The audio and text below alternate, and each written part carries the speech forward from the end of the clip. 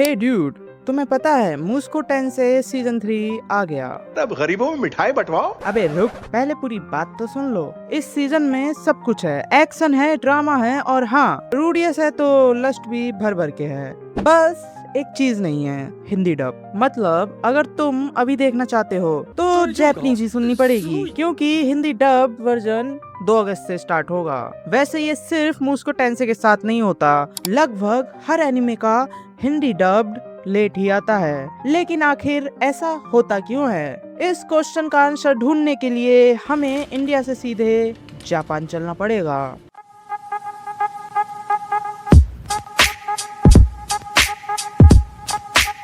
Hello everyone, let's be real. देखो, Hindi dub late होने की कहानी मुस्को 10 से नहीं, जापान से शुरू होती है। सपोज एक एनिमे स्टूडियो पिछले कई महीनों से मुस्को 10 के न्यू एपिसोड पर काम कर रहा है। कोई एनिमेशन बना रहा है, कोई बैकग्राउंड बना रहा है, कोई म्यूजिक, और जब सब कंप्लीट हो जाता है तब एंट्री होती है उन लोगों की जिनकी शक्ल शायद तुम कभी ना पहचानो, लेकिन आवाज आंख बंद करके भी पहचान लोगे। जैपनीज वॉइस एक्टर्स यानी सेयू, उन्हें वहाँ यही कहा जाता है। ये सिर्फ डायलॉग्स नहीं बोलते, ये कैरेक्टर्स को पर्सनैलिटी देते हैं। इसीलिए जापान में सेयू को सेलिब्रिटीज की तरह ट्रीट किया जाता है। Recording complete, editing complete, episodes release के लिए रेडी। और यही एक इंटरेस्टिंग बात है, इस पूरे प्रोसेस में इंडिया का नाम एक बार भी नहीं आता। ना हिंदी, ना तमिल, ना तेलुगु, 0% लिटरेसी सर। क्योंकि जब ये एपिसोड बन रहा होता है उसका टारगेट सिर्फ एक होता है, धर्म। अबे ना रे, जैपनीज ऑडियंस। और इसी मूवमेंट से मुस्को 10 की जापान से इंडिया तक की जर्नी शुरू होती है। और इस जर्नी का पहला चेक पॉइंट है लाइसेंसिंग। अब मुस्को 10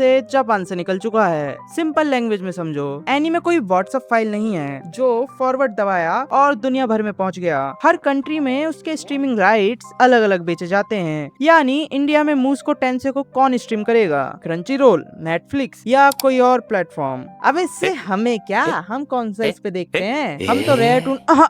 सबर करो, पॉइंट पे आ रहा हूँ, आगे सुनो तो सही। ये सब पहले डिसाइड होता है, उसके बाद बात होती है लैंग्वेजेस की। क्या सिर्फ जैपनीज ऑडियो के साथ सबटाइटल्स रिलीज होंगे या हिंदी डब भी बनेगा? और बिलीव मी, यही वो पॉइंट है जहाँ सबसे ज्यादा कंफ्यूजन होता है। लोग सोचते हैं भाई राइट्स खरीद लिए हैं, अब हिंदी डब डाल दो। लेकिन बबुआ, राइट्स खरीदना और हिंदी डब बनाना दोनों अलग चीजें हैं। कई बार प्लेटफॉर्म्स पहले एनिमे को सबटाइटल्स के साथ रिलीज करते हैं, जैसे कि अभी हो रहा है मुस्को 10 के साथ। हिंदी सब्स में तो ऑलरेडी आ चुका है एनिमे। फिर वो ऑडियंस का रिस्पॉन्स देखते हैं और उसके बाद डिसाइड होता है कि हिंदी डबिंग में इन्वेस्ट करना है या नहीं। पैसा बहुत कुत्ती चीज होती है। मतलब जब हम गूगल पे सर्च कर रहे होते हैं मुस्को 10 हिंदी डब रिलीज डेट, तब पर्दे के पीछे कॉन्ट्रैक्ट साइन हो रहे होते हैं। मुंह में नहीं लूंगा, मुंह। लैंग्वेजेस डिसाइड हो रही होती हैं और बजट अप्रूव हो रहा होता है। और जब तक ये चेक पॉइंट क्लियर नहीं होता, एनीमे इंडिया आ तो सकता है लेकिन हिंदी बोल नहीं सकता।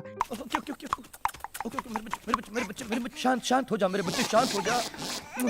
अब मान लो लाइसेंसिंग का चेक पॉइंट फाइनली क्लियर हो गया। अब तुम सोच रहे होगे बस जापानीज को हिंदी में ट्रांसलेट करो और एपिसोड अपलोड। सच बोलूं, पहले मुझे भी एग्जैक्टली यही लगता था। और अगर तुम भी ऐसा सोचते थे, कांग्रेचुलेशंस, हम दोनों ने डबिंग को गूगल ट्रांसलेट समझ रखा था। क्योंकि डबिंग सिर्फ ट्रांसलेशन नहीं होती। अगर जापानीज डायलॉग को वर्ड टू वर्ड हिंदी में बोल दिया तो आधा जोक मर जाएगा और बाकी आधा इंटरनेट मार देगा। इसीलिए स्क्रिप्ट पहले ट्रांसलेट नहीं, अडेप्ट की जाती है। मतलब जापानीज ऑडियंस जिस डायलॉग पर हंसती है, हिंदी ऑडियंस भी उसी फीलिंग के साथ हंसे। और अगर कोई इमोशनल सीन है तो हिंदी में भी वही इमोशन फील होना चाहिए। इस प्रोसेस को एडीआर स्क्रिप्ट अडेप्टेशन कहा जाता है। यानी डायलॉग को लिप, टाइमिंग और परफॉर्मेंस के हिसाब से दोबारा लिखना। उसके बाद आती है कास्टिंग। हर कैरेक्टर के लिए परफेक्ट आवाज ढूंढी जाती है। और बिलीव मी, ये काम उतना ही मुश्किल है जितना सोनम वांगचुक जी के पास बीजेपी का जाना। जब कास्टिंग कंप्लीट हो जाती है तब शुरू होती है वॉइस रिकॉर्डिंग। एक वॉइस एक्टर सिर्फ डायलॉग नहीं बोलता, उसे लिप्स मैच करने होते हैं, इमोशन मेंटेन करना होता है और कैरेक्टर की एनर्जी भी।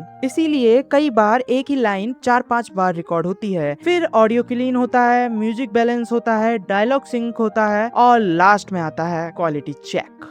क्योंकि अगर लिप्स और डायलॉग एक सेकंड भी इधर उधर हो गए तो अगले दिन कमेंट्स पक्के हैं। भाई मुंह पहले चल रहा है, आवाज बाद में आ रही है। कोई भी डबिंग स्टूडियो ये कमेंट देखना नहीं चाहता। मतलब हम सिर्फ 24 मिनट का एपिसोड देखते हैं, लेकिन उस 24 मिनट के पीछे translation, adaptation, casting, recording, mixing और क्वालिटी चेक जैसे इतने सारे स्टेप्स होते हैं। उफ, मैं तो थक गया, पता नहीं लोग कैसे करते हैं। तब जाके समझ आता है हिंदी डब लेट नहीं होता, उसे बनने में टाइम लगता है भाई। अब एक क्वेश्चन तुम्हारे दिमाग में भी आया होगा, अगर इंग्लिश डब के लिए भी यही प्रोसेस होता है तो इंग्लिश डब इतनी जल्दी कैसे आ जाती है? रीजन सिर्फ एक वर्ड में है, मार्केट। जापान के बाद एनिमे इंडस्ट्री का सबसे बड़ा international audience English speaking market है, इसलिए कई प्रोजेक्ट्स में इंग्लिश ट्रांसलेशन, एडीआर राइटर्स और डबिंग स्टूडियोज पहले ही काम शुरू कर देते हैं। कई बार तो जापानीज एपिसोड रिलीज होने से पहले ही इंग्लिश डबिंग की प्लानिंग चल रही होती है। आखिर पैसा भी तो बहुत बड़ी कुत्ती चीज होती है, इसीलिए कुछ एनिमे का इंग्लिश डब सिर्फ कुछ दिनों में आ जाता है और कभी कभी ऑलमोस्ट साथ ही। लेकिन हिंदी अभी उस स्टेज तक नहीं पहुंची। हाँ माना इंडिया एनिमे कम्युनिटी छोटी बिल्कुल नहीं है। एक्चुअली पिछले कुछ सालों में इंडिया इतना बड़ा मार्केट बन गया है कि क्रंची रोल और दूसरे प्लेटफॉर्म्स लगातार हिंदी डब्स बढ़ा रहे हैं। मतलब प्रोग्रेस हो रही है, बस स्पीड थोड़ी कम है और तब जाके वो जापानीज से हिंदी बोलना सीखता है।